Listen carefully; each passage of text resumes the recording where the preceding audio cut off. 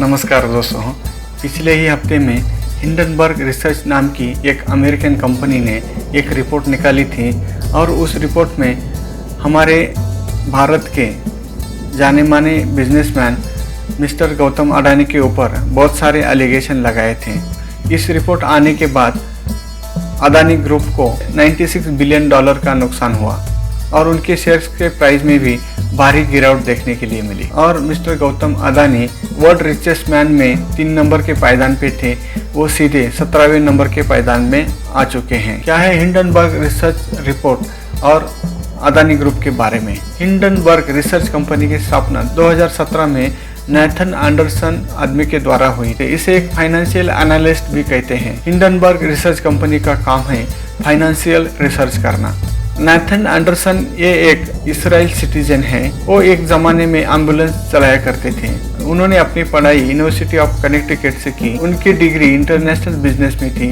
उसके बाद वो अमेरिका चले गए। उनकी करियर की शुरुआत इन्वेस्ट मैनेजमेंट कंपनी में काम करके शुरू हुई। हिंडनबर्ग रिसर्च कंपनी की शुरुआत 2017 में हुई थी। इस कंपनी का नाम एक बड़े डिजास्टर के पीछे से आता है। 6 मई 1937 में जर्मनी की एक एयरशिप, उसका नाम था हिंडनबर्ग, उसको आग लगने के कारण 35 लोगों की जान चली गई थी। यह एक हादसा दुनिया के हादसों में से एक बड़ा हादसा था और उसे मैनमेड भी कहा जाता था। इस शिप में जरूरत से ज़्यादा हाइड्रोजन गैस भेजा जा रहा था। इसमें लगभग 100 लोगों को भेजा जा रहा था, जो कि ऐसा नहीं होना चाहिए था। ऐसे फ्लेमेबल एयर बलून में 100 लोगों को भेजना गलत था। इस इंसिडेंट को अवॉइड भी किया जा सकता था, लेकिन ऐसा नहीं हुआ और उसमें 35 लोगों की जान चली गई। इस दृश्य को बहुत सारे लोगों ने अपने कैमरे में भी कैद करके रखा है।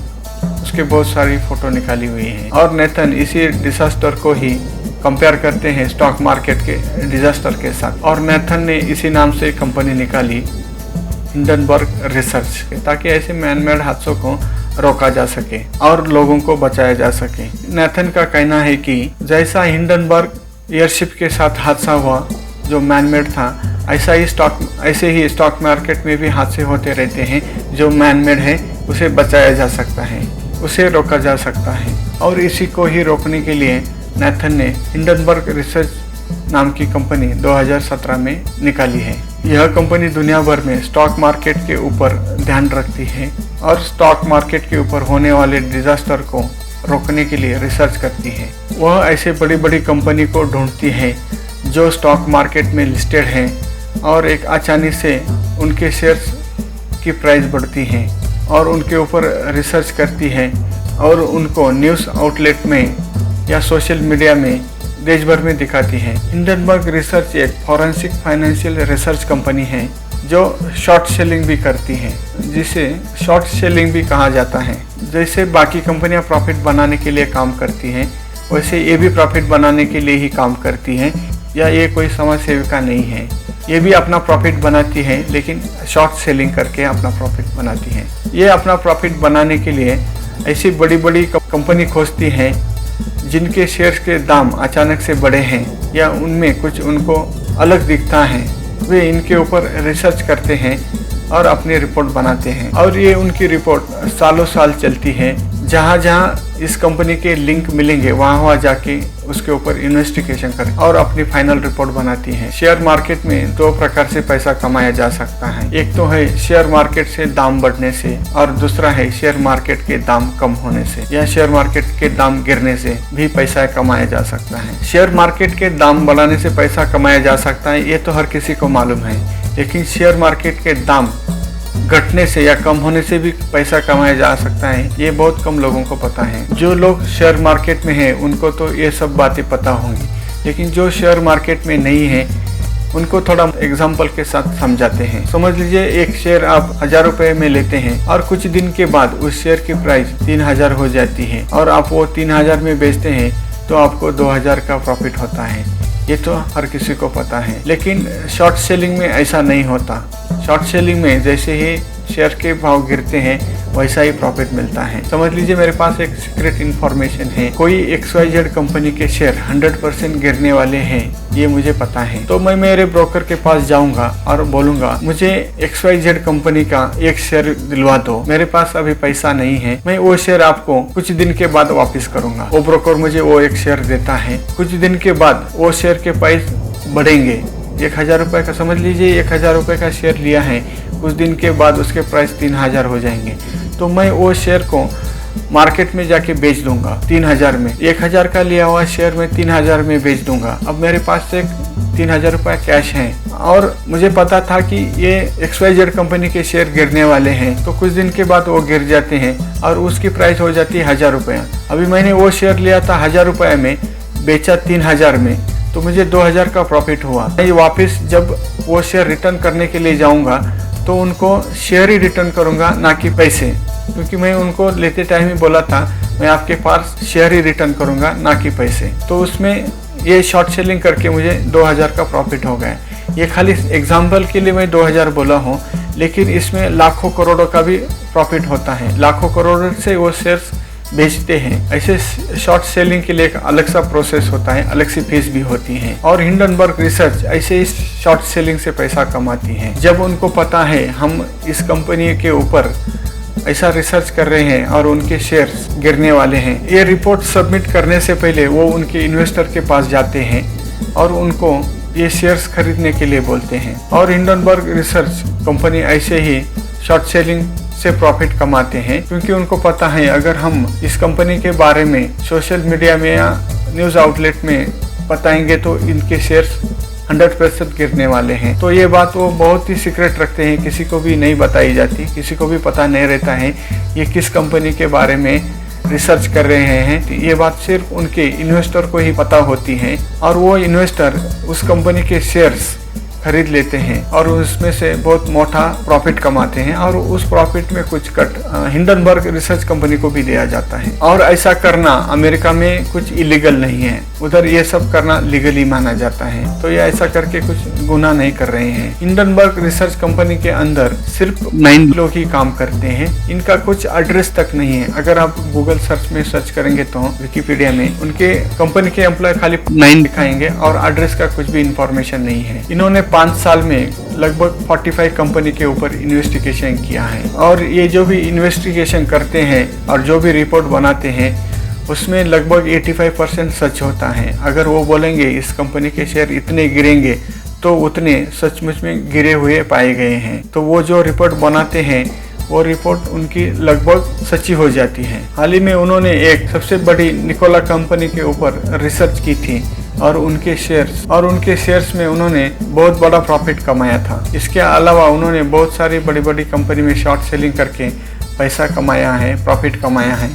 उसमें से कुछ कंपनी है WIN finance, China metal research, HF foods, blockchain, ऐसे कई कंपनियां उन्होंने इन्वेस्टिगेशन की है और बहुत सारा मोटा प्रॉफिट कमाया है। दुनिया भर में इस कंपनी से लोग डर के रहते हैं, जो कि अपने गवर्नमेंट को भी नहीं डरते, लेकिन इस कंपनी को डरते हैं। उनको पता है अगर इस कंपनी में अपना नाम आ जाए तो अपने शेयर्स गिर सकते हैं, इसलिए वो अपने गवर्नमेंट से नहीं लेकिन हिंडनबर्ग रिसर्च कंपनी को रिपोर्ट से डरते हैं। अडानी ग्रुप के बारे में भी उन्होंने प्रेडिक्ट किया है कि 85% तक इनके शेयर्स गिर सकते हैं और अडानी ग्रुप के उन्होंने शेयर्स नहीं तो बॉन्ड परचेस किए हैं। उन्होंने बॉन्ड में इन्वेस्ट किया है, ना कि शेयर्स में। 26 जनवरी 2023 में हिंडनबर्ग रिसर्च ने अपनी रिपोर्ट उन्हीं के वेबसाइट में अपलोड की, तो वह एक 106 पेज की थी और उसमें 88 क्वेश्चन पूछे थे अडानी ग्रुप को। और इस रिपोर्ट को बनाने के लिए उनको 2 साल लगे थे और उन्होंने मल्टी सिटी ट्रैवल की है। जिस जगह पे अडानी के लिंक मिले उस कंट्री में जाके उन्होंने ये रिपोर्ट बनाई है। जब से ये रिपोर्ट पब्लिश हुई है तब अडानी ग्रुप के मालिक गौतम अडानी सबसे रिचेस्ट आदमी में 3 नंबर के पायदान पे थे, अब वो सीधा 17वें नंबर पे आए हैं और उनको लगभग $65 बिलियन का लॉस हुआ है। हिंडनबर्ग रिसर्च कंपनी ने बहुत सारे एलिगेशन लगाए हैं अडानी ग्रुप के ऊपर। उन्होंने अपने स्टॉक के साथ मैनिपुलेशन किया है। इसका मतलब यह है कि अडानी ग्रुप की शेयर की प्राइस मार्च 2020 में 130 रुपीज थी और वही प्राइस नवंबर 2020 में 4019 रुपये हो गई। इतने कम समय में इतनी ज्यादा प्राइस कैसे बढ़ी। इतने कम समय में इतनी प्राइस बढ़ना नॉर्मल नहीं है। ऐसा क्या किया अदानी ग्रुप में इतने कम समय में उतनी प्राइस बढ़ी? क्योंकि उस समय में कोरोना का टाइम था, पूरा मार्केट बंद था, पूरा रिसेशन चल रहा था। तो इन्होंने ऐसा क्या किया कि उन शेयर्स के दाम इतने अचानक से बढ़ गए। ऐसे प्राइस बढ़ाने के पीछे इसका कारण है उन्होंने आर्टिफिशियल डिमांड क्रिएट की। अगर कोई स्टॉक मार्केट में लिस्टेड कंपनी अपने सारे शेयर पे कंट्रोल कर ले किसी भी तरह से, तो डिमांड एंड सप्लाई को कंट्रोल किया जा सकता है। अगर डिमांड एंड सप्लाई को कंट्रोल कर लिया तो डिमांड एंड सप्लाई को बहुत आसानी से कंट्रोल किया जा सकता है। अगर डिमांड एंड सप्लाई को कंट्रोल कर लिया तो शेयर्स के प्राइस कंट्रोल करने भी बहुत आसान हो जाता है। और सिर्फ शेयर के प्राइस ही होते हैं आदमी को अमीर या गरीब कहलाते हैं, अमीर या गरीब बनाते हैं। इसलिए सभी ने भी रूल्स बनाया है कि 75% से ज्यादा शेयर्स कोई भी लिस्टेड कंपनी अपने पास नहीं रखेगी, ताकि मार्केट फेयर तरीके से चले। मैक्सिमम कंपनियां अपने 50% शेयर से अपने पास रखती हैं, लेकिन अदानी ग्रुप में ऐसा नहीं हुआ। उन्होंने 75% शेयर्स अपने पास रखे हैं और बाकी 25% शेयर्स बाकी कंट्री के कंपनी के कंट्रोल में है, जो कि इन्हीं की खुद की ही बनाई हुई कंपनी है और उन्हीं कंपनी ने ही अदानी ग्रुप में इन्वेस्ट की है। तो मेजॉरिटी शेयर्स इनके ही कंट्रोल में है, ऐसा इस रिपोर्ट में कहा है। अगर ऐसा हो गया तो शेयर प्राइस को कंट्रोल करना बहुत आसान हो जाता है। अगर शेयर्स के प्राइस डाउन हो गए तो अदानी ग्रुप को नुकसान तो होगा ही होगा, लेकिन स्टेट बैंक ऑफ इंडिया और LIC को भी होगा। स्टेट बैंक ऑफ इंडिया और LIC ने लोन तो दिया ही दिया है,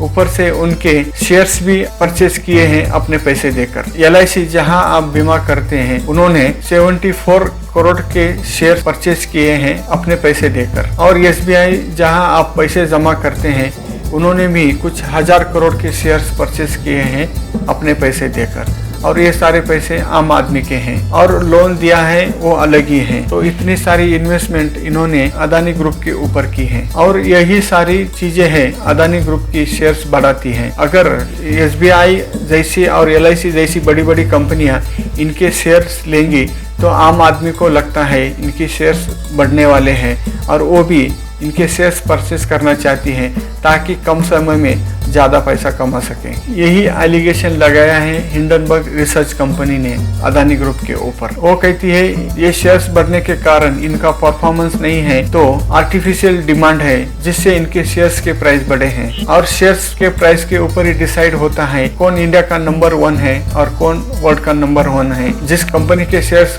प्राइस ज़्यादा होंगे वही दुनिया का अमीर आदमी कहला जाएगा। जब LIC जैसी या स्टेट बैंक ऑफ इंडिया जैसी बड़ी बड़ी कंपनी ऐसे शेयर्स लेती है तो वो शेयर्स की वैल्यू अपने आप बढ़ जाती है। और इसी शेयर्स को गिरवी रखे अदानी ग्रुप ने बहुत सारी जगह से लोन लिया है और ऐसे ही शेयर्स को गिरवी रखे अदानी ग्रुप ने 2.21 लाख करोड़ का लोन लिया है। अगर इसमें 10 से 12% का भी इंटरेस्ट जोड़ दिया जाए जो आम आदमी को लगता है, अदानी के कई सारी कंपनियों को मिला के भी इतना मुनाफा नहीं होता जितना ये इंटरेस्ट है। अगर उधार वापस मांग लिया जाए तो वो वापस करने की हालत में नहीं है, क्योंकि उन्होंने हद से ज्यादा लोन लेके रखा है, क्योंकि उन्होंने उनके कमाई से ज्यादा लोन लेके रखा है। अगर वो उनका एसेट्स भी बेच दे तो भी वो ये लोन चुका नहीं सकते। उन्होंने अपने एसेट से 5 गुना ज्यादा लोन ले रखा है, ऐसा ही हिंडनबर्ग रिसर्च का रिपोर्ट कहता है। जब कोई कंपनी अपने शेयर्स गिरवी रखे लोन लेती है